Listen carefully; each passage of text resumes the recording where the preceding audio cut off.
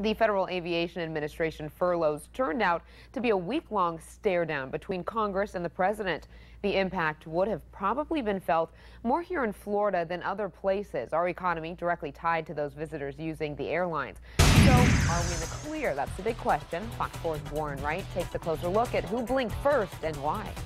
Flight schedules are expected to get back on track, avoiding any more delays. But U.S. Congressman Radel, representing the 19th District of Florida, claims this didn't have to happen. I think that the White House, because they had the decisions on what to cut and where to cut, made this a political football. The chairman for the Republican Party of Florida issued this statement commending Governor Rick Scott for supporting people like Congressman Radel and applying pressure to the president. Quote, "It became increasingly clear that the White House was willing to use air travelers, Florida workers, and Florida families as pawns in a political game.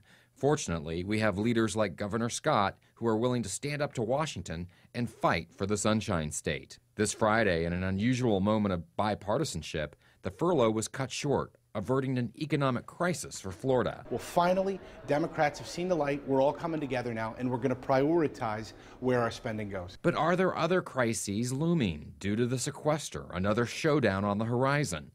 Congressman Radel says there doesn't have to be. It just depends on the president. House Republicans passed 2 bills to make sure that these cuts didn't affect us in our everyday lives. We wouldn't have delays of food because of food inspectors being cut, FAA furloughs. None of that would have happened. With $16 trillion in debt, Radel says more cuts will be necessary, and he's hopeful about getting things done. The Democrats have stepped forward and said, no, Mr. President, enough is enough. We know how to do this responsibly. That is if both parties continue to work together. Warren Wright, Fox 4, in your corner. The bill to secure air traffic controllers as essential employees has not been signed yet, but Congressman Radel says they are not expecting any interference with it from the White House.